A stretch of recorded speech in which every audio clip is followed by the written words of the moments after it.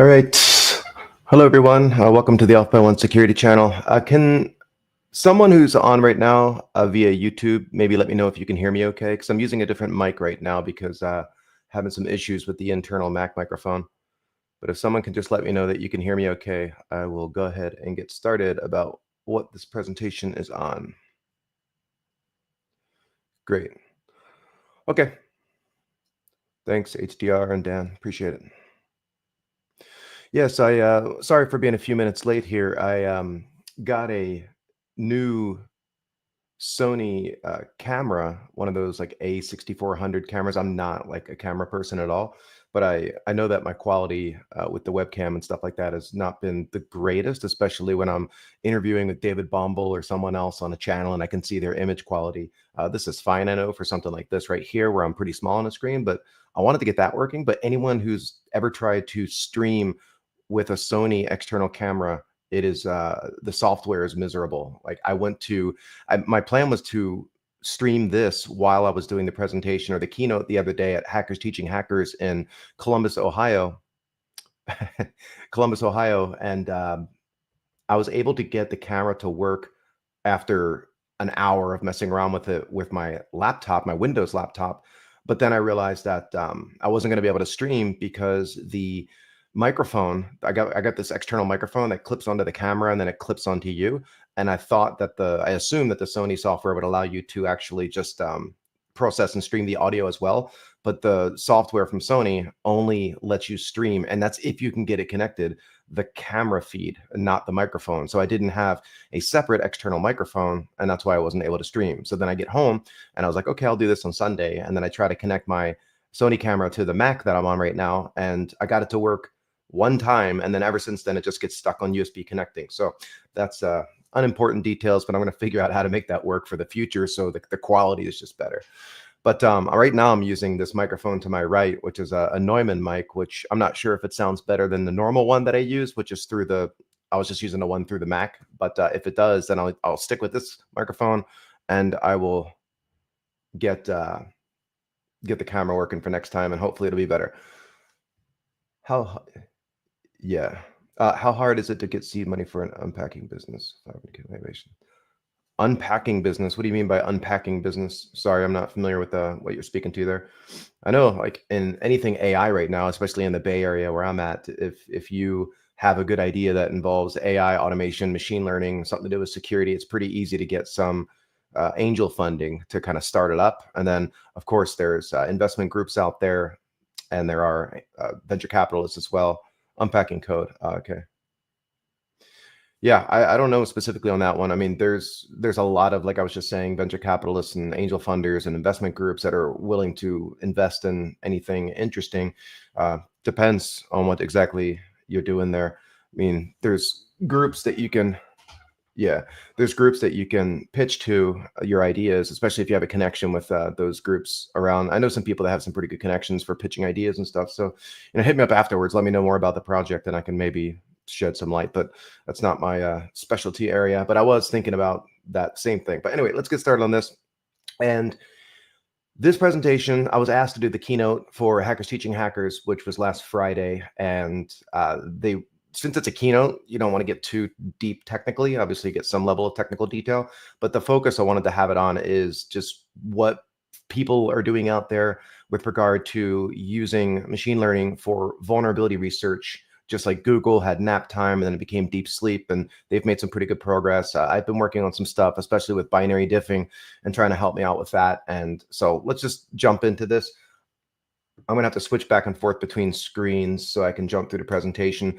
This I don't really need to do for you guys because you've probably seen me on here before. But as you know, vulnerability researcher for over 15 years now. I'm the offensive ops curriculum lead at the SANS Institute, musician my whole life, Gray Hat Hacking. I'm one of the co-authors there. We're still trying to figure out a home for the 7th edition of that book, if it's going to happen. We seem to get some pretty good progress there for a moment, but a lot of the companies, the editors, whatever you want to call them, distributors that are willing to do tech books these days are mostly sticking to online, and they don't want to do physical print anymore. We were with McGraw-Hill from the start. So the 1st edition all the way through 6th edition was McGraw-Hill, but they decided that they don't want to print tech books anymore, or at least not tech security books.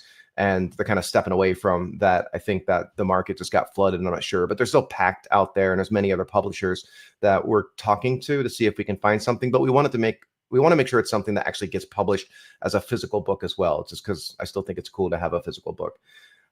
Okay, cool. And I don't know if you saw the tweet I just made, but off the channel finally hit 25,000 subscribers. Took 2 years to get to 25,000. For some reason, I didn't think it would take that long. And I'm learning along the way from other people as to why that might be the case. One being this channel tends to be more advanced than most of the channels out there, which was the point in the beginning. There's a ton of introductory content out there, but as you've seen, I've been having guests on and doing solo streams, usually on more advanced concepts, and I plan to stick with that. But I think one way that I should probably branch out to grow the channel faster is not just do live streams. And that's kind of what I wanted to do from the start, are these live streams so they can be interactive, but they don't seem to work really well for growing a channel. Publishing short edited videos seem to be a lot more attractive to people. And so I'm going to try and do that more. Also, as I live stream, download the video, upload it back to YouTube as a video instead of a live stream, because I'm noticing that when you go onto a YouTube page and it defaults to going to the videos tab, and most people don't know to click on the live tab because most people don't do this via live stream. So I think there's some improvements I can make, also better thumbnails, all that stuff. I'm actually trying to look for someone to help me, a paid part-time position to help me with all this stuff like SEO, so search engine optimization, taking all the old videos and just making them better, and updating thumbnails and putting timelines in and categorizing things, all this stuff that's grunt work that takes time. I'm looking for somebody to help out there. All right, so introduction. This, I'm going to do it the same way I did via the keynote that I made, but obviously I'm streaming, so it'll be a little bit more interactive. If you guys have questions, I'll try to go back and forth and look at the comments as they're coming up. Yeah, no starts is another good one for sure. So I'm sure everybody here is familiar, of course, with the umbrella term artificial intelligence. And if you go and Google like AI versus machine learning versus LLM versus whatever other technology, you see all these Venn diagrams. There's like 100 different Venn diagrams of different people's interpretation as to how it all works together. This one I just grabbed because it shows a timeline as if this is nothing new. Not everybody, but a lot of people seem to think that ChatGPT coming out in November 2022 was when this whole thing came to life. And obviously many companies and researchers and such have been working on this for decades now. And you go back to the Doctor Who and all that stuff back in the day, and the Matrix, of course. And I think they said, Morpheus said something like, it was whatever year it was, and humans were like celebrating the birth of artificial intelligence, and we all saw what happened there. So, but AI typically is the umbrella term for the underlying components, some of which may be listed here on this slide. Machine learning, so subset of AI. We have these large language models, and that's not the only kind of model, but I'm sure you're familiar. And what's very popular nowadays is putting things into roles. So we've learned that just like a human, if you task a human with too much, like if you're an employee at a company and they want you to be the firewall person and the pen tester and the incident responder and all these different things, you're wearing so many hats, you're not going to be able to be as effective, right? Because you're doing too much. Similarly with machine learning, we've learned that if you assign a role and you specialize, have these models specialize in different areas, they tend to be a lot better, and then they can work with these other models and roles to accomplish things at a greater scale. So I, as you know, live in Berkeley, California. I'm not a mathematician. I'm pretty okay at math, but I would not consider myself a genius in that scale at all.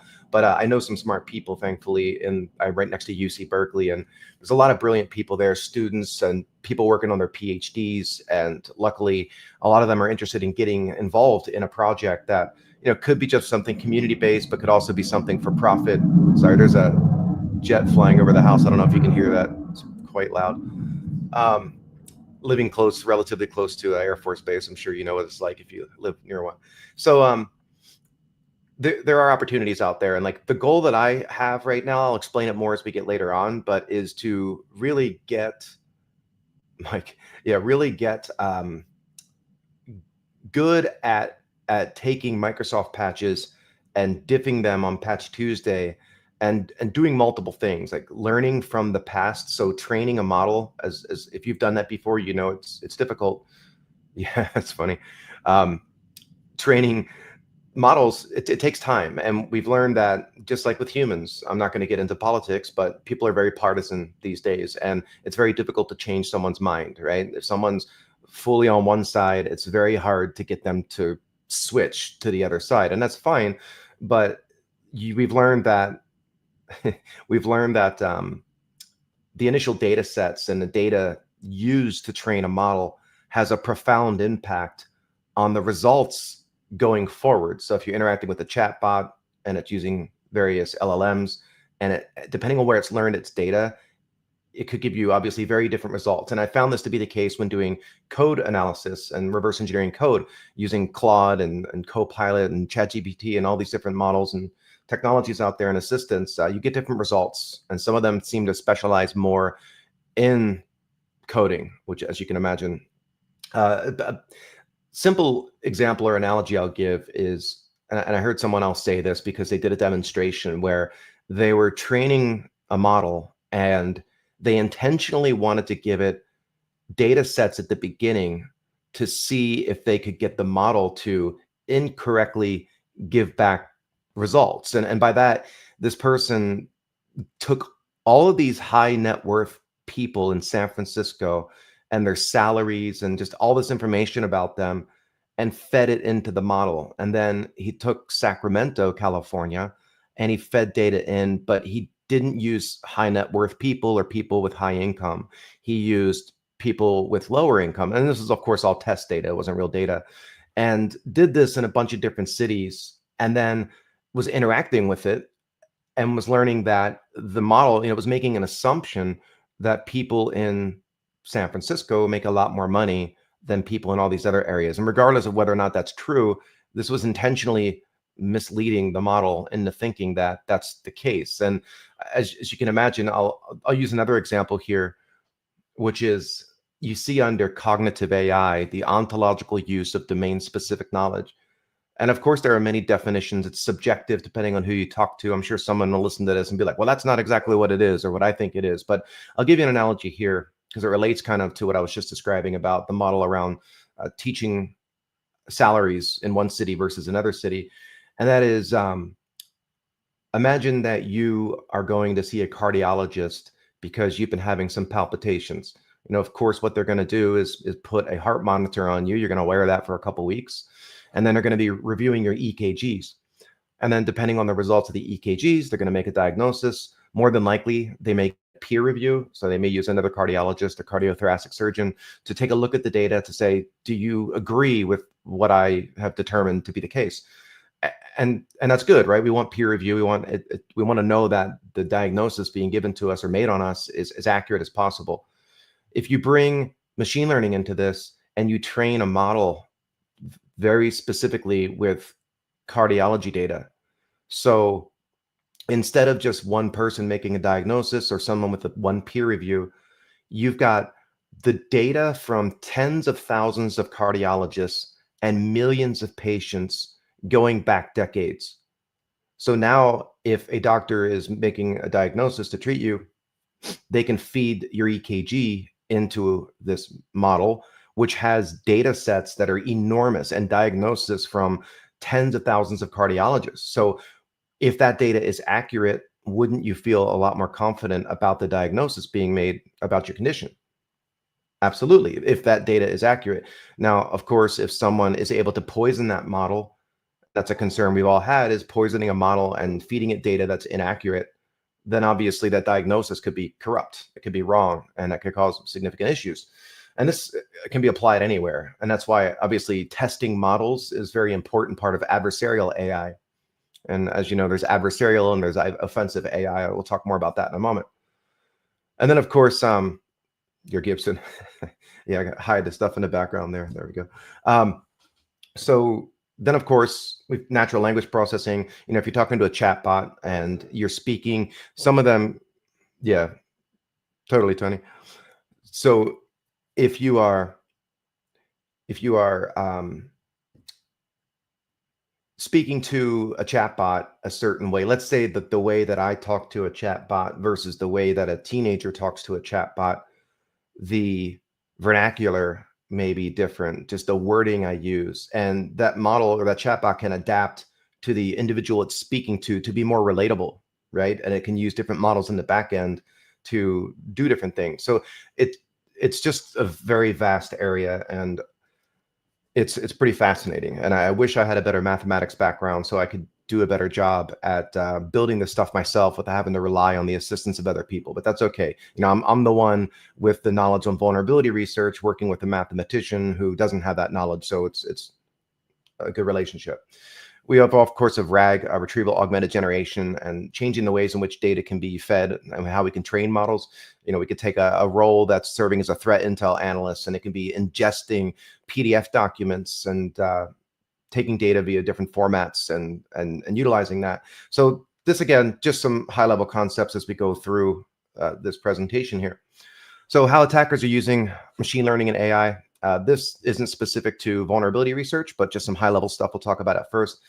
This is Shell GPT. I'm sure you've heard of it. It's a pretty cool project, open source. And the way I like to explain this is it's like having a buddy with you who knows everything. And if you're a pen tester, and let's say I'm really good at Microsoft SQL Server, and I find a SQL injection vulnerability, and I know off the top of my head how to try and attack that, right? I can say select from top one, blah, blah, blah. And then if the table name is greater, the first letter in the table name starts with this or whatever, what I'm saying? I can do that. But what if I come across a database server that's Oracle or MySQL or something else, and I don't know that language? Well, then I can have this sitting right here and say, hey, I'm trying to basically do this in MSSQL, but for Oracle. Can you give me the same command or what I want to issue as a command? And it will do that. Or trying to memorize all the different nmap command switches. There's thousands and thousands and thousands of them. A Cisco command. If you're interacting with a Cisco router, hey, I want to create a OSPF, I don't know, or BGP multi-exit discriminator, or route reflector, or local confederation input, and you don't know that off the top of your head. You can interact with this and it gives you that data. So it's like having a really cool assistant. But it's just one of many ways, of course, when we think about offensive AI. Offensive AI is, of course, the use of AI as an aid to make you more effective as an attacker. And that can include lots of things like phishing and vishing and all that. It can also include things like, hey, I've got an AMSI bypass on Microsoft Windows, but it's getting caught by EDR. Can you modify this so the signature isn't detected and help me accomplish the same result? And it can do that. So that interactivity with these agents is super useful. But there's many ways that we can utilize AI as an offensive manner. Adversarial AI is more about testing the technology and testing the models and trying to things like, one example would be, forget the name of it. I think it's called a sponge attack. A sponge attack is, can I eat up all the tokens? Can I issue commands via a chatbot that are going to be extremely resource intensive and cause money and cause denial of service? Like, there's different types of attacks we can do from an adversarial perspective, and it's different than offensive AI. I think I told you before, but someone, Foster Nethercott, he's actually coming on this stream in 2 weeks, I think. I can't remember if it's next week or the week after, but I think next week is we're going to do something on blockchain, how to denial of service and kill blockchains and things like that, which is really cool if you're interested in looking for bug bounties in the space of crypto and all of that. There's a lot of big bounties. I think I mentioned to you before that someone just recently had a $2 million bounty on a Japanese DeFi token. So, Solidity contracts and stuff and all this that are out there on the blockchain still have tons of vulnerabilities. But I've got Hassam coming on for that. And then I've got Foster Nethercott coming on to talk about offensive AI. He's working on a course right now for SANS Institute. It's pretty close to done the first 3 days. The first 3 days are going to be on offensive AI. That's going to go live in Q1 2025. And then it's going to continue on with 2 more days on adversarial AI. So it'll be kind of a all-encompassing course for anyone who is interested in that offensive space associated with AI and machine learning. So I think it's going to be a fun one. All right. Performed a 1% attack on Monero chain using PL. Oh, cool. The 1% attacks are cool. Cool. So what we most often hear about is generative AI. I like to say this as well. I remember back when way back in the dot-com era, that was a long time ago. Some of you might not have been alive back then, but that was 2000. The year 2000 was like the peak of the dot-com era.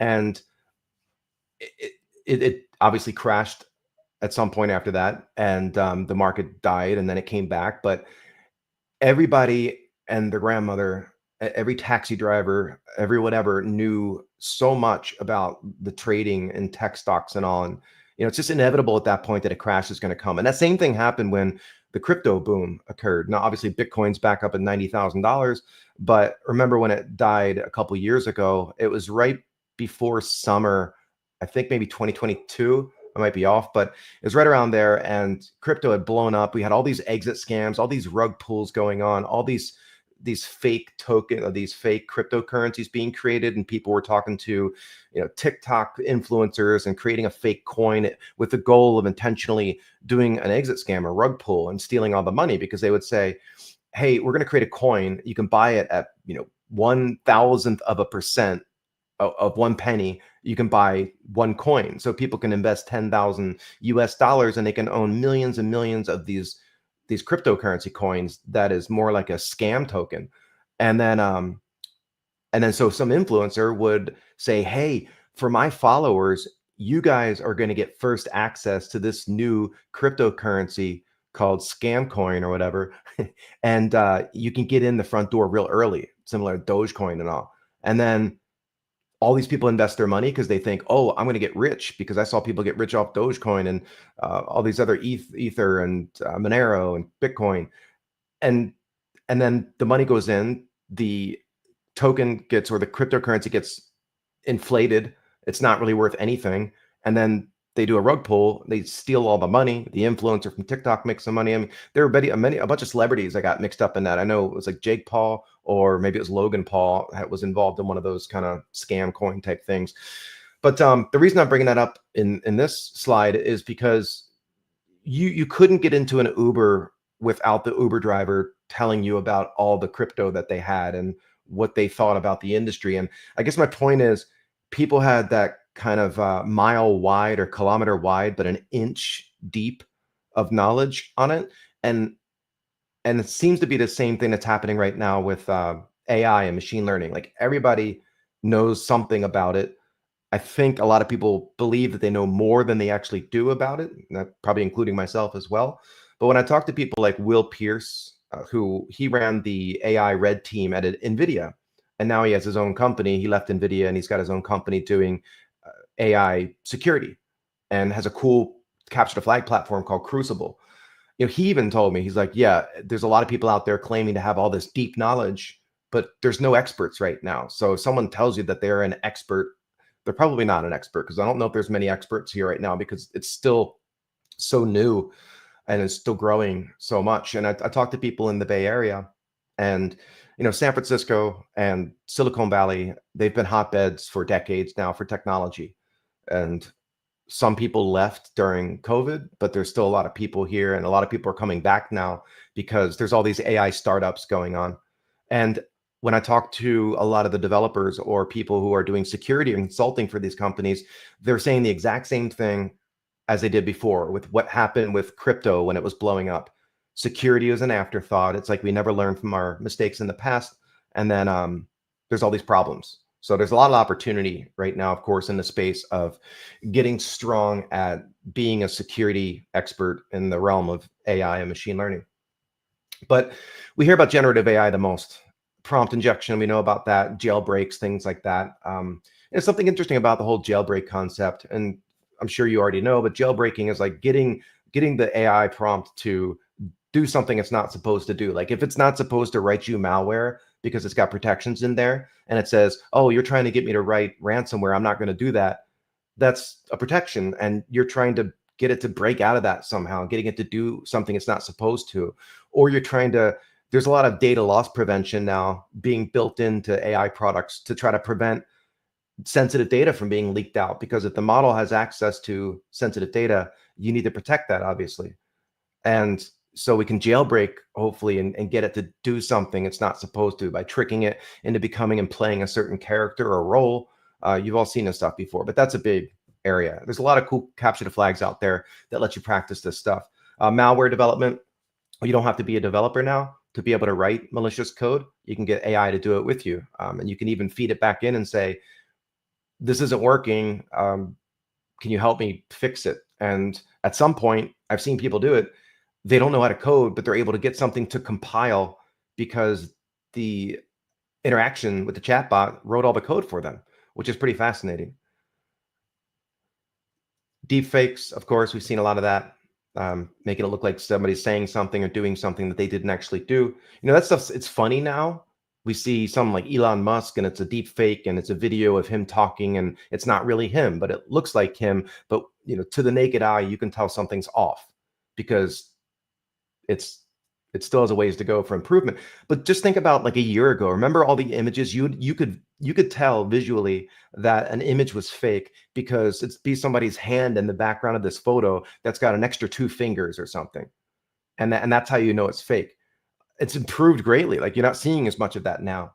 And I would imagine that it's going to get to a point where there's going to be specialized forensics tools, which there probably already are, that can determine if something's been AI generated or altered, because the impact of that could be grave, where if we can make it look like something happened that didn't happen, we can get people in big trouble. I was just doing a presentation for a CISAC or something. It's a nuclear committee out in the UK, and they were interested in like what specific attacks could affect the industrial control industry, ICS space. And one thing that comes to mind is like, well, if you could do a deep fake of somebody who is in politics or someone, a high senior member in that nuclear facility or water treatment plant, and you do a deep fake with a video of them saying there's an emergency and there's been a reactor leak or something at this nuclear power plant, you can obviously cause chaos, right? So stuff like that's going to become a lot more challenging because we're going to need the quick ability to try and debunk that. And we've all seen how a lot of people nowadays, they don't wait for the facts to come in. They take what they have read. Often it's something they want to believe is true. And even though it's not, they run with it. It goes viral. And by the time people realize it's not actually true, the damage is already done and people move past it. And you barely see people come out and apologize when they do announce something that they wanted to be true, but ended up being not true.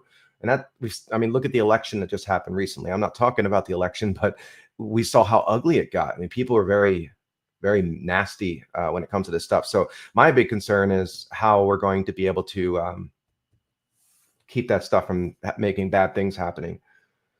It's similar to, now I'll make another point later on around patch management, like with the introduction, and I'm sure you've been reading the reports and the articles coming out around these different colleges or university teams or companies who are able to find 0 days or at least find end day vulnerabilities or find unpatched web servers using automated AI scanning tools.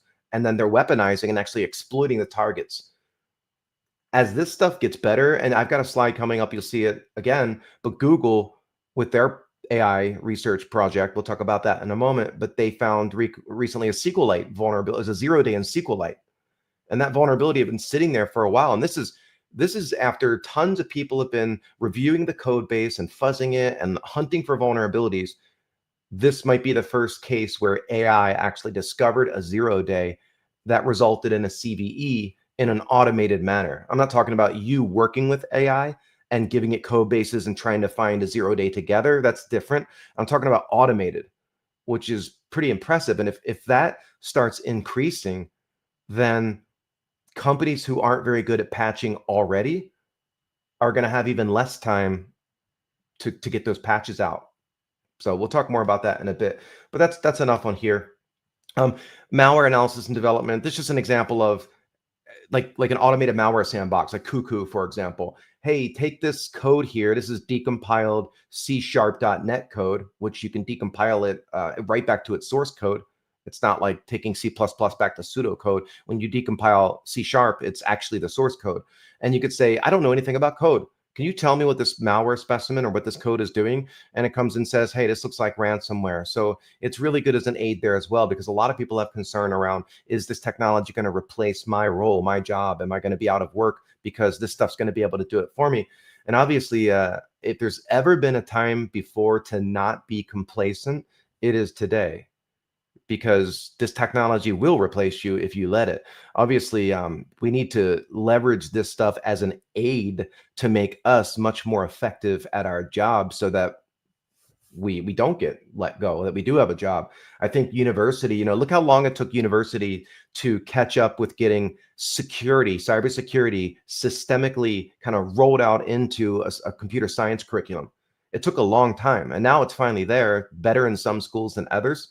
Like you got Dakota State and RIT and MIT and others that are really good at that, and some others that are kind of struggling with it still. But now they need to pretty quickly start building automation and AI into the curriculum from a security perspective so that the students coming out of university are up to speed where they need to be. Let me jump back over to command prompt here in case I missed anything. Not command prompt, but my chat. Let's see. I might be out of context with some of these comments. Do you think they should keep working on their GPU fuzzing project?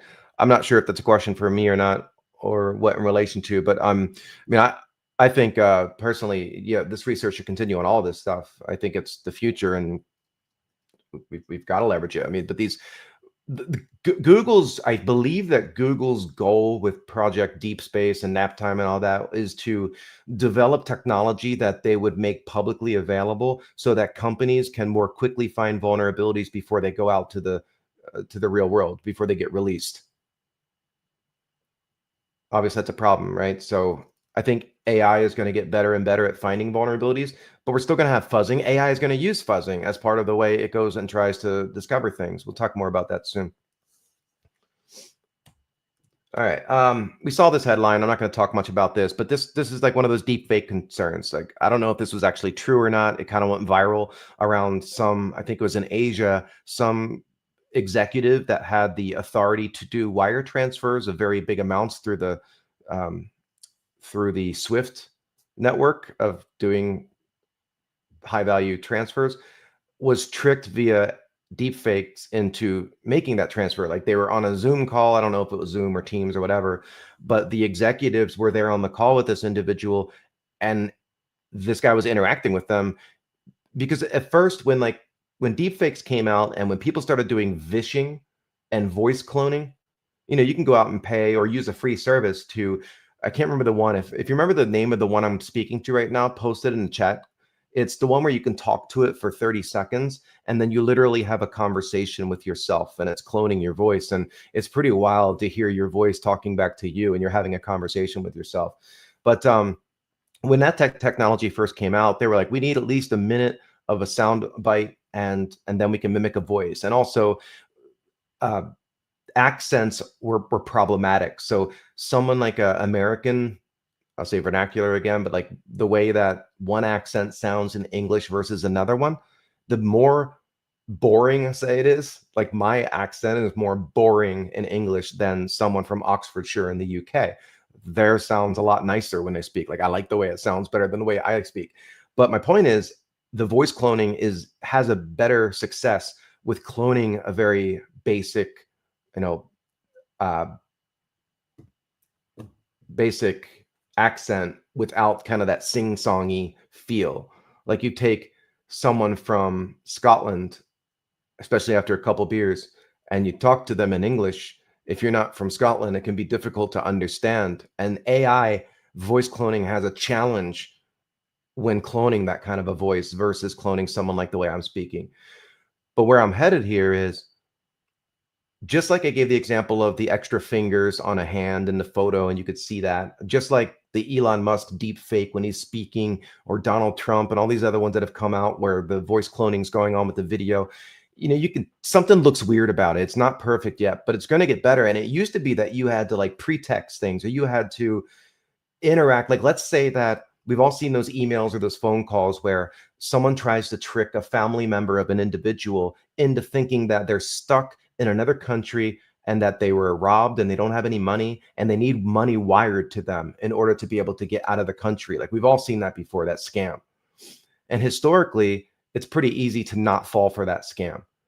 But then now imagine that someone uses voice cloning, calls this individual's relative up, and it sounds now like that person.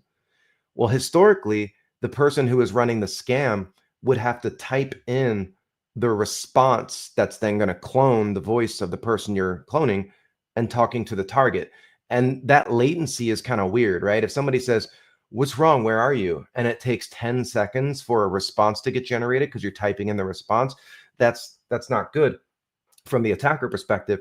So nowadays, with if we can have a role and we can voice clone and we can say, "Hey, you are a 17-year-old boy named John who is stuck in Amsterdam. You were robbed today," and you're basically feeding this narrative to this instance, and it's cloning your voice. Now that can have a real-time conversation with the person on the other end, then it's going to be a lot more effective. And again, this stuff's just going to get better and better. So that's the concern. So many use cases. We're going to talk about vulnerability discovery. There's enough videos out there and stuff on all these other things like deepfakes and phishing. So let's just skip past that and get into the main topic. So the way we did things or do things versus the way we are starting to do things and what we will be doing in the past and the present, like still today, I still manually fuzz things. I still inspect code manually by reading it. But now we start interacting with AI chatbot to help us, right? I say, "Can you look at this code and it help me determine what's going on with the code?"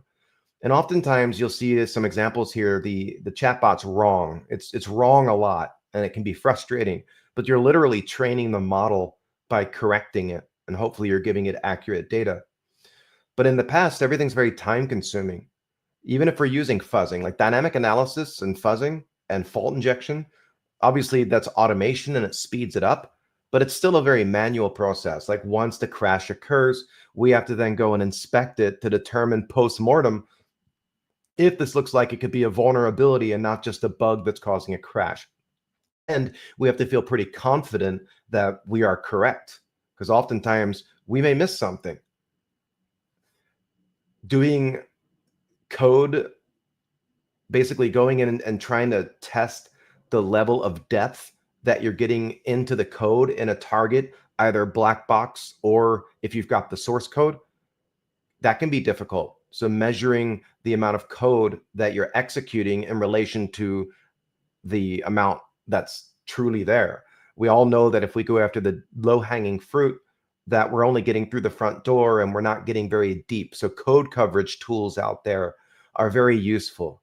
And that's one of the nice things about tools like AFL++ or other ones where we can measure the code coverage because we have the source code and we're instrumenting that binary during compilation. We're inserting like a tuple and it records things like a unique ID associated with the current line of code, and then also the ID of the line of code before. And that helps us with detecting edge branching. So we know how we got somewhere, and we can measure them when we do the automated test case generation if we're getting more depth in that code coverage. So we've got source code assisted code coverage, and then we've got black box code coverage. If we're doing black box because we don't have the source code, we're using tools like Dynamo Rio and other binary instrumentation frameworks and tools like Frida and all of those because we don't have the actual source code. And sometimes that's a more manual process. So binary diffing, that's also a manual process where we download the patch files and we diff it, we look at the delta, and we try to determine if it looks like it's potentially exploitable. And finding crashes, finding bugs, causing crashes, locating the code in a diff where a vulnerability might be, that's the easy part. The hard part is determining whether or not you can weaponize it. And that includes things like if you're messing with something like, uh, I don't know, RDP, because I'll talk about that later, remote desktop protocol. If you don't have a custom remote desktop client, you're limited because you'd be using like the official Microsoft one. So a lot of times you have to write your own client to interact with the target once you think you found a vulnerability so that you can customize the data that's being sent to it. And that can be very time consuming. So, and then not only the weaponization of the vulnerability, but then getting around the exploit mitigations. If you've seen me lecture on here before during a stream, you know that I love talking about exploit mitigations, but they're a pain. Like I don't like them, obviously, from an attacker perspective, because that's usually what prevents us from being able to exploit things nowadays. There's all these vulnerabilities that we're discovering, but you can't exploit them. And obviously, if you can't weaponize it due to an exploit mitigation, that thing's not going to be worth much money at that point. So those are all the slow ways we've been doing things. But then getting into leveraging machine learning, it allows us to speed things up a lot more. And I'll talk specifically about the project I'm working on and stuff that I've seen like Google working on and other people have been talking about as well. Check the chat real quick. You have to reduce the voice call echo. Yep.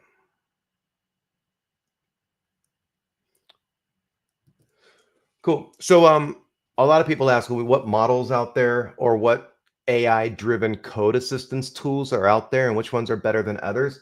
I mean, here's just a sample of some of them. Not all of these are specific chatbots or models. Some of them are code assistance tools. Like, for example, Kite is mostly Python. They expanded it beyond Python a bit, but there are some assistance tools, AI driven, that are associated with specific languages, and other ones are more diverse. But remember what I said before, the more focused that you can have something, the better it seems to be. If it's trained right, the better it's going to be because it's very limited in the scope of what it's doing. Like compare that to something like if you were doing Bitcoin crypto mining. Obviously, there's no use in doing that anymore. But like back in the day, if you were mining crypto, you could mine coins. Like when Bitcoin first came out, you could use a standard laptop processor and actually have some success mining coins. And then as the calculations started to get harder and harder, because Bitcoin's not inflationary, Bitcoin is deflationary asset. And that's why it's worth so much more money than something like Doge. I was blown away that Dogecoin shot back up to like 55 cents the other day after Elon Musk announced the Department of Government efficiency, I think, Doge, whatever. It shot the coin up, but that was total inflation. Like there was no reason for that thing to go up to that amount because it's inflationary. It's an inflationary asset, which means it's never going to run out. It's like the US reserve. They just keep printing money and it decreases the value of the dollar. If it's deflationary, like Bitcoin, there's only 21 million total Bitcoin. And a lot of those are lost and locked up in the ether because people got locked out of their wallets. So there's only a couple million coins left to mine. So as you start to get closer to that end, the computation, the problems, the hash, the cryptographic hashing calculations and problems that you're trying to solve become way more intense. And so therefore you need these giant farms of GPUs and specialized processors that are good at that, or you'll never win. Similar to like how ASICs in a processor, if you have a generic processor like an x86 processor that supports thousands and thousands of instructions, that's going to be slower than a processor that is specific to something like a router or a router. That device's job is to route traffic. So the processor is not going to be physically as complex, and therefore it's going to be faster at doing specialized things. So I just use that as an analogy with the whole kind of reducing the scope of what a model is responsible for tends to improve its performance if it's done right. Custom models is something a lot of people are experimenting with. And, one of the things I meant to say earlier is those protections that they put in to prevent jailbreaking and to prevent people from doing things that they don't want you to do, like writing malware. I don't really agree with that approach because remember when Canada tried to ban the flipper and then it got killed, but I think they tried to ban it for a while. And people are like, that's ridiculous because you're just treating a symptom. You're not going after the root cause because somebody can make that with a Raspberry Pi or some other device. It's not like the flipper is the only thing that can do the thing that it does. So similarly, if you try to prevent people from using a chatbot to write malware, there are other models out there and chatbots, publicly open source, that you can use to do that thing. So people with unfettered access to an AI chatbot and LLMs that are capable of doing anything by reducing and preventing the normal people in the world from being able to do that, you're just treating the symptoms, right? Because people can still do it with another model. And that gives an advantage. So the people that do have that access to those environments, they're going to be they're going to have a competitive advantage. So that's why sometimes training your own custom model can be very useful. One thing to point out, DARPA, if you're familiar, back in 2016, like 8 years ago, they came out with this Cyber Grand Challenge. And I was just over in Ohio, and TJ O'Connor was there, who used to work on this stuff, and he had way more information about it than I had. And basically, they set up a certain criteria, and they said, if you want to participate in this game to potentially win 2 million US dollars, you have to create a system, create applications that support certain system calls, that have certain types of vulnerabilities in them.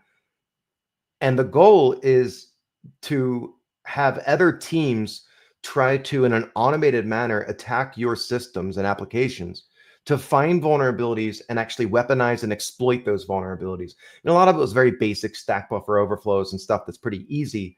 But these machines were supposed, it's like an automated capture the flag where people take the hands off. You got a bunch of different teams that put together these computers that are fighting against each other for attack and defend. And then the winner got $2 million. Like, that shows you 8 years ago, a lot of this work was going on. And the requirements, as you see, vulnerability research, automatic patching. So that was pretty neat. Exploit creation, and then performance was an important factor. Cool. All right. So I was checking the comments real quick. So a basic example of finding vulnerabilities. I tweeted a joke the other day complaining about this kind of stuff, which is this sample on the left. I actually took it from someone who dropped some code. And those of you on the Off by One Discord know exactly who I'm talking about. Someone on the Discord drops a lot of code and nobody knows where this person gets the code, but they drop the code. And obviously we don't want anything that's not supposed to be posted. But this is source code from, I think, a Lenovo driver.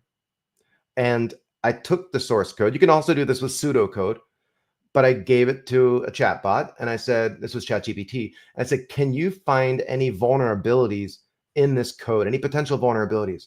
And if you look at the right, the answer is yes. It's like, yes, of course I found vulnerabilities, but are they really vulnerabilities? You go and you actually look at the results, and obviously that snippet you have on the right on the screen is exactly that. It's a snippet of the results. And it says potential buffer overflow. The function directly uses the result of file get size as the size for memory allocation and file reading without any apparent validation. Oftentimes, it's saying that because it's lacking context. As you know, I'm sure if you've done vulnerability research, a lot of times the bounds checking and other stuff that's going on has either happened before this function got called or happens in a function that's going to be called from this code. So it lacks context. So what you have to do is then give it, in a smart way, the source code of all the callers and the callees. And then it usually will give you a better result. The problem is still it's often false positives. It's still wrong a lot of the time. But again, now obviously if you're talking about ChatGPT, it's not like it's one giant LLM on the back end, right? It's passing this information based on decisions that are being made about context and the questions that you're asking. So there are a bunch of different things working on it together to say who can give the best answer here.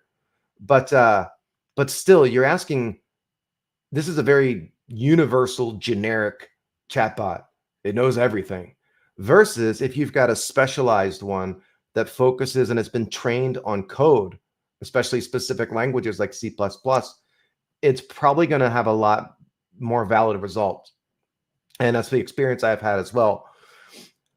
Often when you're working with these generic models, these big ones, you'll argue with them and you'll tell them, no, you're wrong. You're literally wrong here. And usually it apologizes to you and it says, you're right, I'm sorry. And sometimes, if you've probably seen it too, it'll prompt you and it will give you two options. And it says, basically, since you showed me that I was wrong, which of these two results would be the best result I could give somebody else who asked the same question? And hopefully you answer it honestly, because it's using that to train itself so that it's more accurate going forward. But again, imagine a model that's very stripped down in scope to just focus on code. Exploit sales, this is just a slide I ripped off from my DEF CON presentation back in August. But why would we want to do this stuff? Vulnerability research, I think it's obvious, but to make money. And the money bags on the top there, of course, the more ethical route is up top and the more unethical route in the bottom. Obviously, everybody has their own morals, but it's an ethical decision, but also it's a legal decision because depending on where you live in the world, obviously, you may be able to do things that other people can't do or can do based on the laws in that country.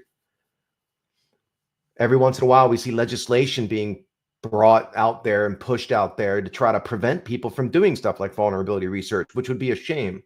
That's the wrong way to go about it. I would like to think people have learned that by now, but obviously you get someone in politics who isn't very um, well versed in this world and they just think hacking bad. We're not going to let you do that. Uh, this example, Operation Zero, I'm sure you've heard of them. That's that Russian company who literally says on their website, we are a non-NATO friendly company, meaning that they are telling you if you sell your exploit to them, they're going to use it for nation state operations.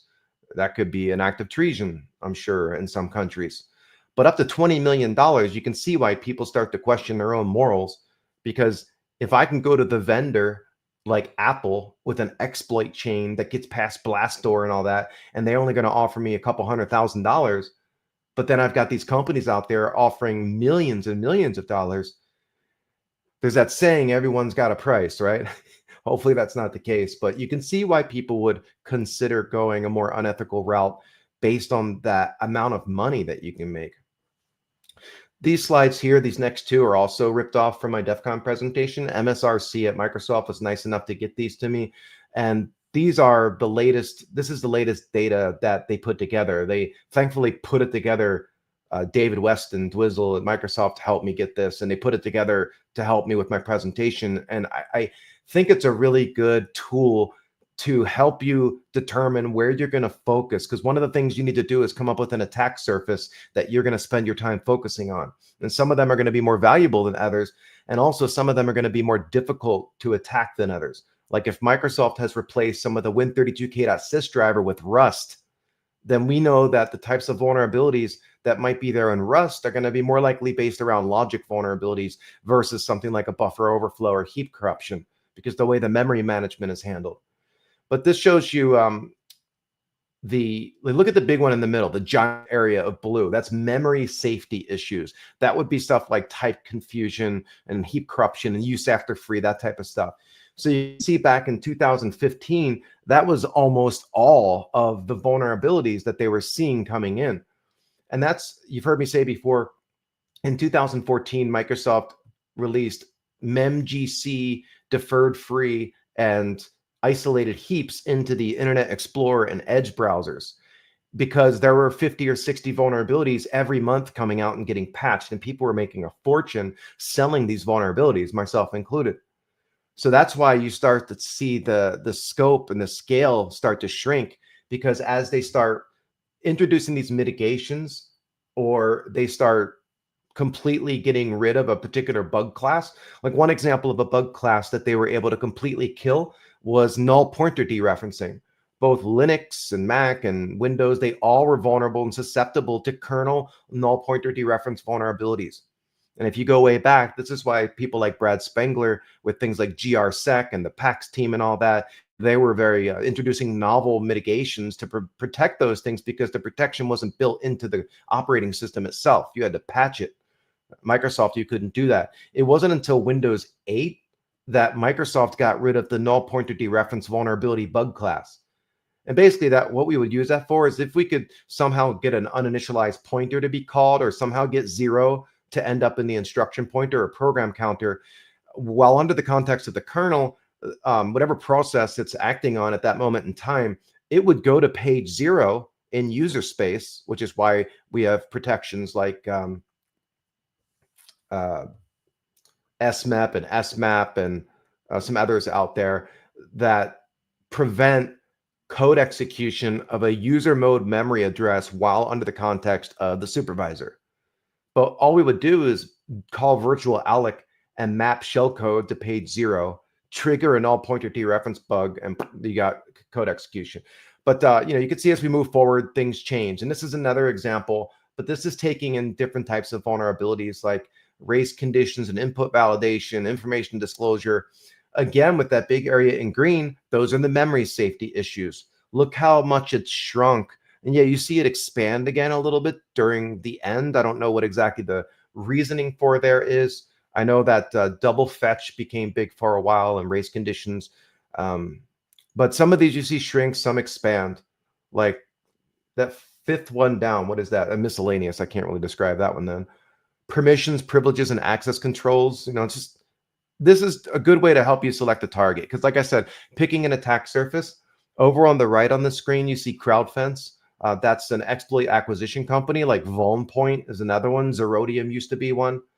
These are those companies based out of places like Dubai and other locations that will buy or acquire your exploit. Now, one of the questions that always comes up, and there's not a whole lot of easy way to validate it, is you see those price tags, SMS, MMS, full chain, 0-click. So what does that mean? Full chain means everything you need to get code execution and root the box. So you're going to need an information disclosure bug. You're going to need a sandbox escape or blast door bypass. You're going to need a remote code execution vulnerability, and maybe some other ones, privilege escalation, whatever else. So there might be 4, 5, 6 plus exploits chained together. They're buying the whole chain. 0-click, of course, means that no user interaction is required. I can just send a text message to somebody's iPhone or Android, and it exploits it because the processing that's going on. So you've got the validation routines that are running and the parsing of all that data inside the SMS file that's been texted over. And this is why Apple implemented Blastdoor to kind of have an area where it can detonate, payloads or whatever to see and try to contain it. So they added segmentation into the phone so that it's not just already there like with everything else. But to get those amounts over on the right, like you've got to have a full working chain, and it's got to be stable. They will buy things like parts of a chain. You don't have to have a full chain. If you only have a Chrome sandbox escape, they're saying they'll pay up to $500,000 US. But obviously, if you have the full chain, you're going to get a lot more money. And it's not possible for one person to be able to find a whole chain unless you're Neo or something. Most people are working with a team. And if you're lucky enough to find and weaponize a certain type of vulnerability, you're hoping the other members of your community are able to get those other pieces so that you can get a higher bounty by selling them together. But again, if you sell to these types of companies, you know that they are using it for bad deeds, most likely. Not them, but their customers. So these companies have a customer base that usually includes nation states and contractors. They have, this one says high demand. Every once in a while, you'll see something pop up that says they're desperate for this one particular vulnerability or bug type, and they'll pay extra bounty for it. That's because they have everything else in the chain, but they're missing one piece. So that they really need one piece of the chain and you have it, they're going to pay you a lot more money, and you can negotiate with them to get more. I remember when Zerodium a long time ago, when Pegasus was blowing up, they were looking for iOS exploits, and they were offering up to like 2.5 million US. And it got to a point where they said, we're currently pausing the acquisition of iPhone or iPad exploits because they had enough, which is terrifying. But then they opened it back up shortly after because it's gotten a lot harder. You don't see jailbreaks coming out for free anymore like you used to. So choosing an attack surface, those targets there on the slide, like browsers, email clients, document editors, messaging apps, kernel, like those are obviously the ones that are the most valuable, or things like semi-public services. So in DMZ, DMZ environments, web app, mail, DNS, like those things that you can get to in an extra or DMZ, or the devices responsible for guarding them, like a WAF, a web application firewall, a VPN concentrator, routers and switches, Tor nodes, exit nodes, entry nodes, like those things are high value targets as well. So that should be what drives, unless you're just doing research and you don't care, these should be the things driving you in relation to your attack surface. Yeah, I think Zerodium's gone. I haven't heard from them in a long time. They started in Montpellier, France, and then they expanded out to the US and Singapore. They used to be called Vupin. I think they were Vupin, and then they became Zerodium, and I think they died. I don't know. So attack surface example, This is an example. I found a 0 day in um, a couple actually not too long ago because I thought in my head that it has to be a good target. And the reason I thought it has to be a good target, and this is terminal services, MSTSC, Microsoft Terminal Services. This RDP basically, right? The RDP protocol that you use to remote control a Windows box. And usually admins are what does that. And it's oftentimes let through firewalls, maybe not extranet firewalls or external, but internal. So I thought it was a decent target. And I hadn't seen many people look at it either. That's another thing you can do is go out there and try to see what people have looked at more closely than others. Like Win32k.sys, that thing's been beaten to death. I'm not saying there's stuff still in there or not, but it's been beaten to death. So pick an attack surface that maybe has not been looked at as much. It's up to you.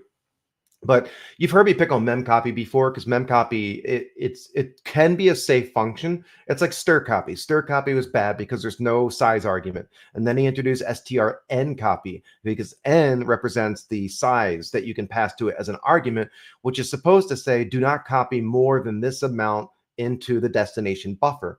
But there's logic a lot of times around how that is being determined. Like there has to be code in there that checks to make sure that the destination buffer is able to hold the size that's being copied over. I brought up in the past like the DNS SIG red vulnerability that was discovered by Checkpoint. That was a few years ago now, but someone found a vulnerability in Microsoft DNS server. And it was an integer overflow.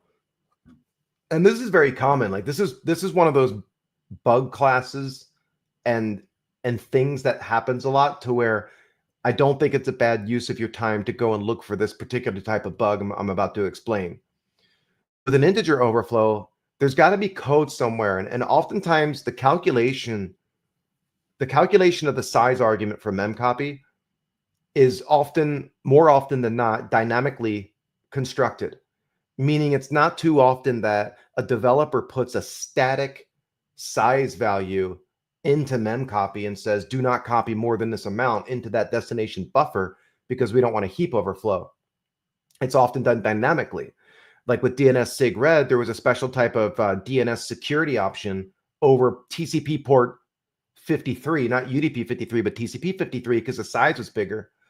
And by using these special options in DNSSEC, they found if they created a very large DNS query, the code that would allocate the buffer to hold some of the data had an integer overflow problem where only the lower two registers of the processor were being evaluated. So if you could send in a size that was greater than 2 to the 16th power, so you create a DNS packet, a specialized DNS packet that was bigger than 2 to the 16th power, so over 65,535, and then it would call this allocation function that would only look at the lower 2 bytes of the register. So the calculation that occurred would cause an integer overflow. And that's like if you take an odometer and the odometer says 9999999 and you add 1 to it, it turns back to 0, right? But what does it do in a computer? It carries the 1 to the left.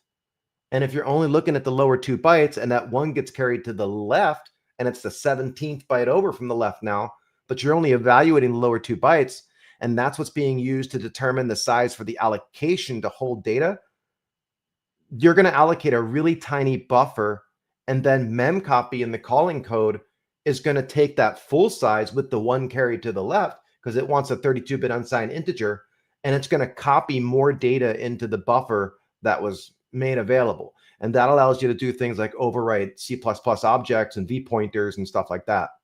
So those kind of vulnerabilities are there all over the place. That one was a integer overflow that led to a heap corruption vulnerability. So similarly here, if we say, hey, memcopy, this is the Microsoft mstskax.dll file. It's one of the DLLs for RDP and terminal services. I went to the imports table in IDA Pro and I clicked on memcopy, and then you Control X, look at the cross references. You go to the imports table, and then you get to your callers. So on the bottom left over here, that's all of your callers. And that's just a snippet of it. There were hundreds of callers to memcopy. And since we're looking for a function called to memcopy that we could potentially control or have some control over, I looked for things. I did a string search for words like decode and decompress and decrypt, because obviously we want to, for performance purposes, compress the communications that's going from one system to the other system during an RDP session. And then a recipient machine is going to decode or decompress or whatever it needs to do that data, inflate it back to its normal size. That's then going to be used in the calculation for the size argument for memcopy. So that's why I specifically was looking for those keywords, because I thought that we might be able to find some type of logic bug inside the code. So this particular function, CRDP win audio codec, that's the class. And then decode is the function within that class, is what the colon is, of course. There was 131 lines of pseudocode when I used Hexrays. And I fed that pseudocode into a chatbot and said, hey, I'd like to know how the size argument's being calculated for this, because it can get really complex. So I ask it that, and there's a snippet of the code. Over on the right, it says, there's the line of code where memcopy is called. Here's how the size argument gets calculated. It says variable 17 holds the size. Yeah, we know that because the argument on the right is going to be the size argument. And it says, if the C audio master decode AAC function succeeds, you're not seeing all the code here, of course, but that's a function that's called from this function that calls memcopy. So if it succeeds, the variable size is going to be assigned to variable 17. And obviously we can clean this stuff up and name things accordingly. We don't have the function prototype data and all that stuff right now like we want, but we're looking for a bug there, right? So what we then do is we give it what it wants. It didn't have the code for C audio master class decode AAC function. So I give it that code and I say, here you go. Does this help? And then it says, okay, after the call, the size argument is set based on size, blah, blah, blah, blah, determined by the following steps. It says that decode AAC attempts to decode the audio that's being sent over, and then writes the decoded audio data size into variable A5, and then size gets the decoded data size. We're not going to walk through all this, but like it's just going through the steps of how it's trying to determine the calculation of the size argument. You will have to, if you haven't done already, you've got to interact with the chatbot a lot, and you're giving it the context it needs. But then comes the hard part. Like obviously anybody can copy and paste this stuff into the chatbot and give it the context. The hard part is telling it when it's wrong or right, or helping it understand things. That's where your knowledge of vulnerability research needs to come into play. Because I say, do you see any potential vulnerability opportunities in relation to that call now that you have context? And then, of course, buffer overflow, integer overflow. Well, the integer overflow one is interesting because that's what I just described with that old DNS SIG-RED vulnerability from Checkpoint we talked about. So the integer overflows are what you will commonly see in relation to a vulnerability, because if those calculations are not being done properly, and also this is another good thing where like you train the model of how prior vulnerabilities work, so that, and this is why it should be a specialized model and not just a generic one like ChatGPT and Claude and all that, because you train the model on vulnerabilities that it's discovered, that have been discovered over the years, and now it knows to look for similar code blocks as it's seen before. So you got to train it with all this vulnerability data from the past. And then it's saying a risk there, if V17 or V6 are very large, an integer overflow could occur, causing the size comparison to pass even though one is larger than the other. And then it leads to a buffer overflow. That's the exact type of bug we're talking about with the Checkpoint example on DNS SIG-RED. So it's an integer overflow or underflow that leads to heap corruption. But then I go in and I say, here's what it says. And I say, actually, this one here switches over. I forgot. This last one, I can't show the vulnerability, obviously, because it's disclosed, but this led to a vulnerability. This here is the TCP/IP remote code execution vulnerability from August 2024. Remember that one? It was a CVSS score of 9.8. It's critical, but no one actually weaponized it. Everybody was trying to find it at the same time because that CVSS score is so high. But when I was starting to mess around with that, I was like giving it code samples. Like you look, what you do is you take the patch diff, you found out that there was only one function that had a change in the TCP/IP.sys driver, which is very common when a bug gets patched, a security fix gets applied. When you diff with a tool like Diaphora or BinDiff, there's only one function that's changed, maybe a handful of functions, but a lot of times it's one or two. So you give it that code and say, hey, there was a patch applied here. Can you help me see what the vulnerability is? And it tries to find it. This thing went down the wrong path. Right away, it went down the wrong path. And this is where you can get into trouble and go down a rabbit hole if you don't know what you're looking at or how to read the code. Because I'm on the right, I said, that's not true. Like, you're wrong. You think the integer underflow is here. And I'm saying it's not there. It's in the unpatched version too. Like, it's like it didn't even check. And then it says, you're correct. You're correct that the check I mentioned is present in both. Let's reevaluate the patch code to try to find it again. And then it says, upon closer inspection, the check that prevents the integer overflow in the patched code, but not in the unpatched version, occurs in the logic between variables v13 and v18. And I said back to it in number 3, those two blocks of code are identical. There's no check in the patched version. That's missing in both sides, so it's unrelated to the vulnerability.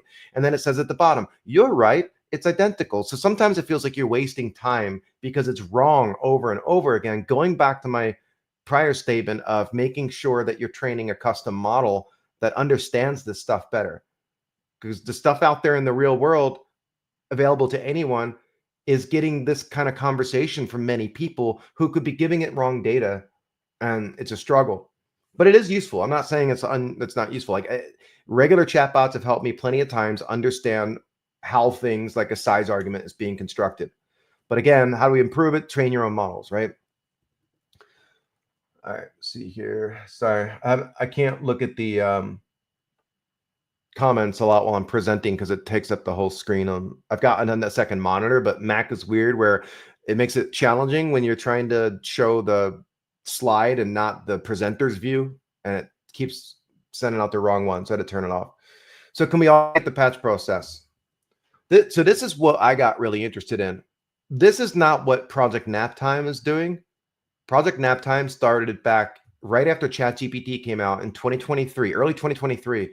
Google started this project, and I've linked the paper in the presentation. You'll see it on the next slide. They were looking to see how good they could get AI and machine learning, of course, to become in the role of vulnerability research versus humans. I guess the question is, are we going to be replaced as vulnerability researchers by AI anytime soon? Just like we've seen in the past, finding trivial bugs. So what they did is they wrote a program or two that intentionally had vulnerabilities in it, but the models or the AI didn't have any knowledge of this. We're like, okay, you've never seen this code before. Can you find vulnerabilities in it? And it was really good at finding simple things. When you give it more advanced memory corruption code vulnerabilities, it has a harder time. And you see on the image on the right here, there's different pieces like a controller, and you see Python. Like, the code browser is a piece of it that has access to the code base. So, if you do have the source code, obviously it's going to be much more effective, and it's going to make better decisions because it has more access to the data. It doesn't have to use decompiled code, but that could also be a code browser into decompiled code. But think of that as something that has access to the code base. So it has context.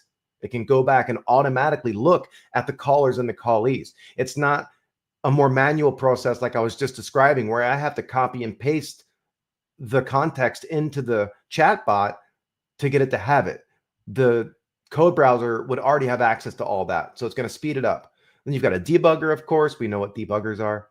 You've got Python. That's where it can go and utilize Python to potentially create mutations or samples that are going to be fed to the program, so that the debugger and the controller can all work together to look at the context to see what kind of code coverage it's getting, to see what kind of results it's getting, measure the performance and all that. And you've got the reporter that, of course, reporting all the results and tracking all that. So that's just some of the pieces, of course. But the when you get into the advanced space of memory corruption bugs, there's a lot of nuance. And I think that's the thing that's saving us right now from being replaced by this AI and for vulnerability research, is because of that nuance. Like humans, the way our brains think, we're trying to create these models that mimic human behavior, cognitive AI and all that, but they're not there. They can't ever. And that's one of those sad things, right? You've seen movies where there's a robot, there's an android out there that utilizes AI and machine learning, and it's sentient almost, but it's sad because it's not really a human and it's not able to think exactly like we do. That nuance is what allows us to keep our jobs. um, so it's a framework based on LLM, large language model based vulnerability research, utilizes these tools, some of which we just talked about. ASAN, if you're not familiar, if you've ever used something like G flags and you've turned on these special settings like oh, page heap. Page heap is something, I may get it wrong, but basically it's really wasteful from a resource perspective, but it's intentionally being turned on during a debugging session so that you can check and find heap corruption bugs more easily. Like every allocation gets its own page in memory. A page of memory is 4 kilobytes. That would be wasteful in the real world. So we wouldn't turn that on unless we're debugging. But the idea is it creates these special chunks of data. So normally when you allocate a chunk of memory on the heap with something like virtual alloc, you have metadata on the front. It's got flags in it and all that kind of stuff. And then you've got the data. But when you turn on page heap, it it prepends debugging data on the front. So it's like extra metadata that gets put onto the front of the allocation, as well as suffix metadata. So a little suffix pattern will be put on the end to check to see whether or not heap corruption occurred. Because if the suffix padding has been overwritten, it knows that there was an overflow. And then the metadata on the front has things like the heap that chunk is managed under. It has things like if the chunk of memory is currently in use or free. It has call stack information. It has other patterns in there that are meaningful for different reasons. So turning on ASAN, address sanitizer, it's similar, but it's an instrumentation tool for memory corruption detection. Instrumentation, of course, means monitoring. We've got these hooks and monitoring built in there so that we can see what's happening. It's certainly wasteful. You wouldn't turn it on unless you're debugging. But these results, you can see that they turn on ASAM for some of it, nap time for some of it, and they plateau at different points depending on the type of vulnerability it was. But anyway, it's not a long research paper. There's a lot of assumptions in there that they don't explain well, unfortunately. It's just not long enough, but that's the link at the bottom there to that one.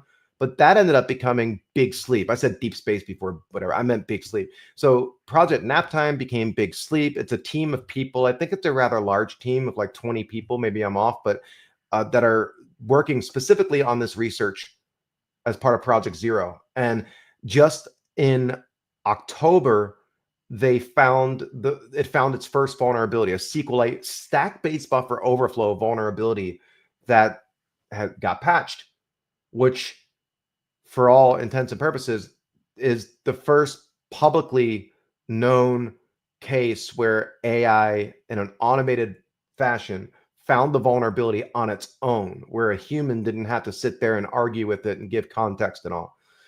That's pretty neat. That's promising because, again, their goal, I believe, is to create a tool that companies can use to use AI to scan their code before it gets released and published to find vulnerabilities before obviously they go out there. The better this gets, we're still early on with it, of course, but the better that gets, the fewer bugs that are going to be making it out into the world. So it's just going to make vulnerability research even harder because now you've got the power of machine learning against you finding vulnerabilities or working with you, of course. It's not like all companies are going to magically start doing this right from the start. And it's not like it's going to be 100% effective either. It's going to miss things because of that nuance and context and other factors that it may not be able to apply. My personal research, and I'll jump back over. I'm almost done here. Jump back over to comments. Is for binary differing. My goal was for end-day vulnerabilities because I'm a big proponent of if you have a red team and somebody or some people on your red team have the ability to identify vulnerabilities in patched code right away and potentially weaponize them, Most companies, as we know, aren't really good at patching. They're slow at patching. Months and months might go by. So the faster that you can weaponize a vulnerability, the more useful it's going to be, the more valuable it's going to be. And there are companies out there that do buy end-day vulnerabilities.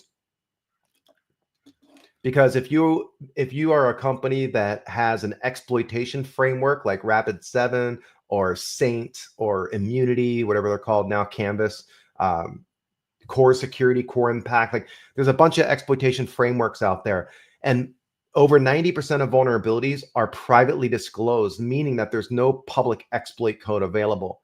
So what some of these companies do, they'll have a team of people, but they'll also might have a shopping list, and that shopping list is a list of CVEs that they want to have an exploit for. And the faster they can get an exploit for that CVE, the more valuable it is, because then their customers who are using their product for pen testing and red teaming can be more effective. But you yourself, working independently, if you've got the skill to go and weaponize end-day vulnerabilities, you can make money from it. And you can also be a very effective consultant, because people take a long time to patch. So you've got something like a collector agent, and that's using RAG and other technologies to basically ingest data. You've got to train the model. And this is where I was going earlier. Imagine if you had a model that knew about every single CVE that affected Microsoft, if Microsoft's your target. And not only that, it's got every single patch diff related to those CVEs. So if ntdll.dll is patched this month, you take that from WinBindex, you diff it, you take the Delta code, and you give that context into your model. And hopefully you can tell it what kind of vulnerability, like you're going to have to train it, right? So all the exploit code that's been written against vulnerabilities related to CVEs on Microsoft, like all the exploits, all the knowledge possible around every single vulnerability. Imagine if you had that model. Then what you can do is automate on Patch Tuesday, have something go fetch the patches from WinBindex and feed it into a diffit and feed it into the model and ask it, can you tell what type of vulnerability this is? What it's going to do is it's going to look at all the context and information that it has from the past, and it's going to say, this looks like the way that Microsoft patches information disclosure bugs. An example, we see that in the patch code, there's a call to memset that overwrites data with zeros that was previously used and freed. So because it sees memsets being called on that object now, it's assuming that it's a information disclosure patch. That gives you then the knowledge to say, okay, that's what we're dealing with. It must be that the previously freed data had something inside of it that needed to be overwritten and reinitialized because it was sensitive and useful for an information disclosure bug, like a memory leak. That's the goal. So every Patch Tuesday, take it, feed it in. Can you find the vulnerability? The way that I found my first 0 day with this thing right now is not the way I thought I was going to find it. The way I just described it is what I thought it was going to do.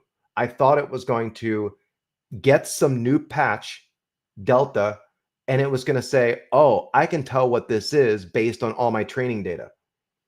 What it instead did was it found the vulnerability that was new because it saw the code before. So what happened was it saw the exact block of code in a new file that I fed it. And mind you, this was a patch. So it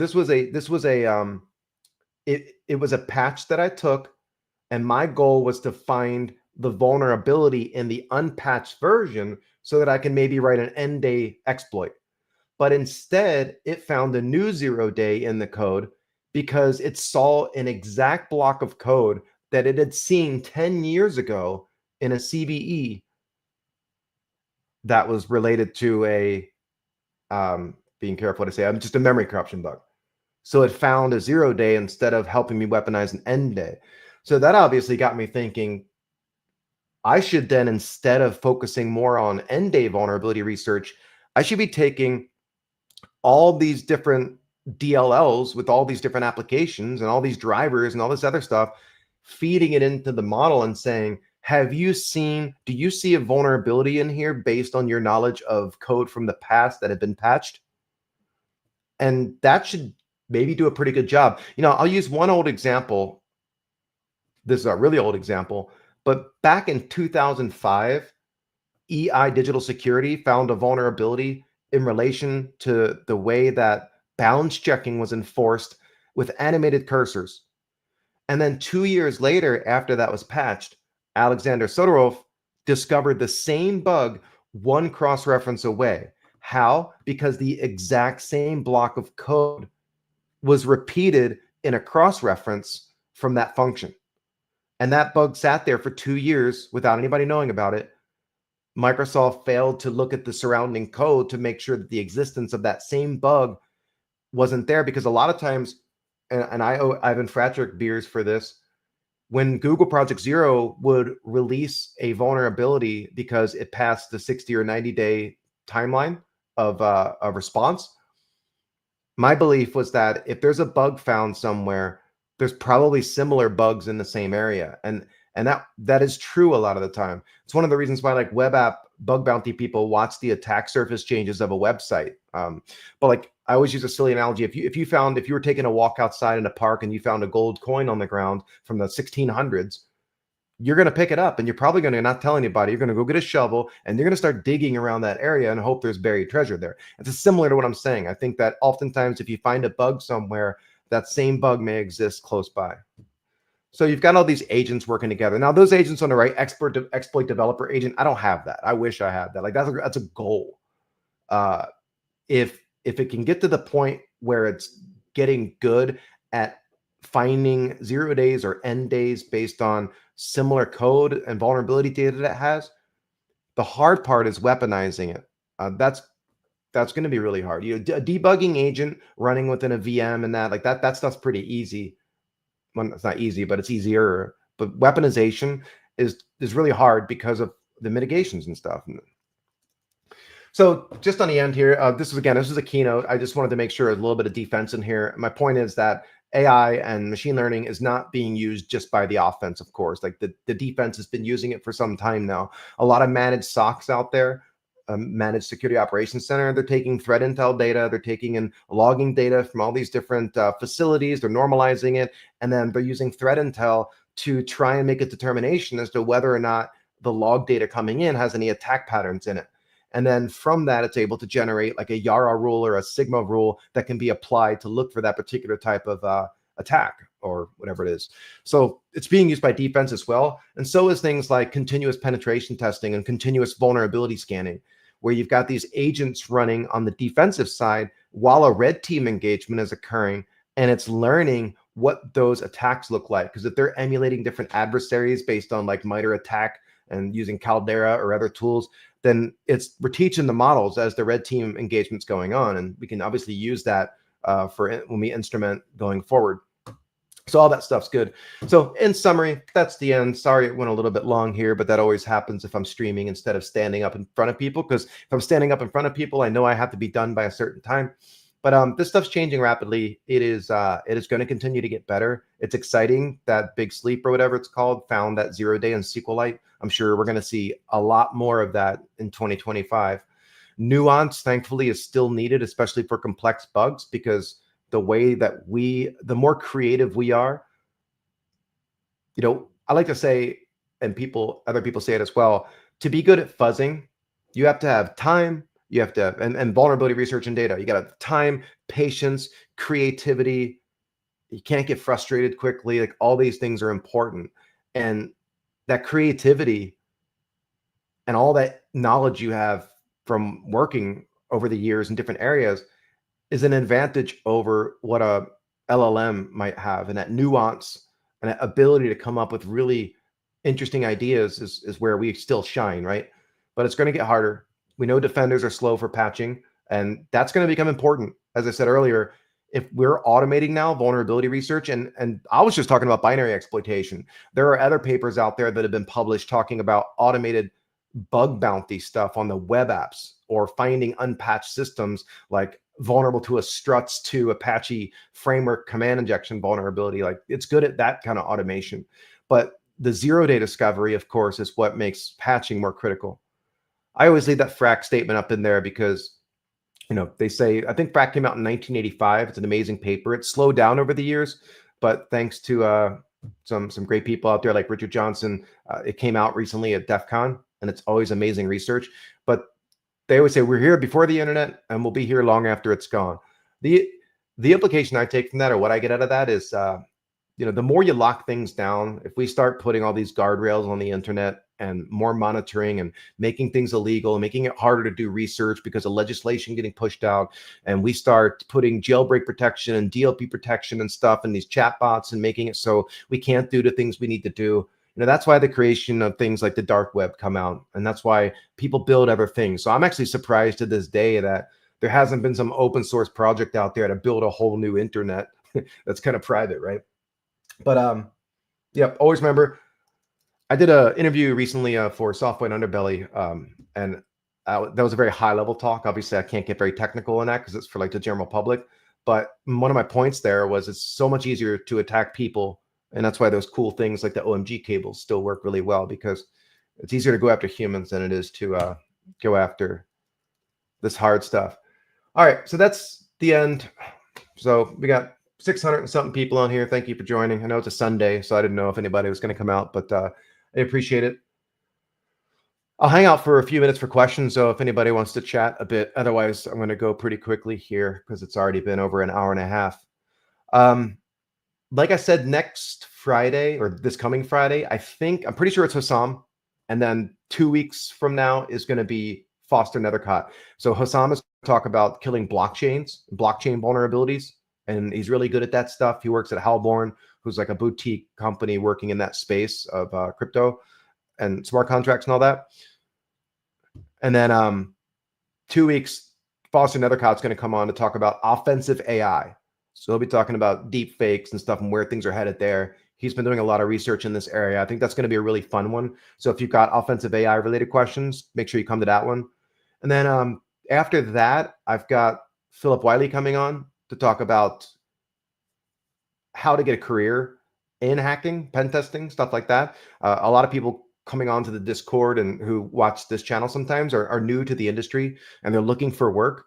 And I'm sure you've seen it out there. Like, developers right now are having a hard time finding work. A lot of code's getting automated now, and that sucks. So I think a lot of people are very interested in how to get a job in this space, and Philip's really great at that stuff. So excited about having him on. It's going to be less technical, but very useful and interesting in that space. What vulnerabilities do you think will be common in the next 5 years? Yeah, it's tough. I mean, I think logic bugs are going to be a lot more of the focus. If you remember someone named Sandbox Escaper, very interesting individual. She moved from Belgium over to Vancouver, I think, has worked for Microsoft. I'm not sure if she's still there or not, but she just had a knack for finding logic bugs, really good at that. And as I've said, it's certain heap corruption, vulnerability, bug classes and stuff get harder and harder to exploit with all these mitigations. So we go where the low-hanging fruit is. That's not low-hanging fruit really, but it's stuff that's actually achievable and realistic.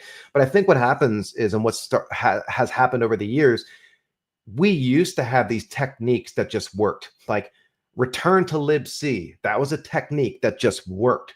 Return-oriented programming, it just worked.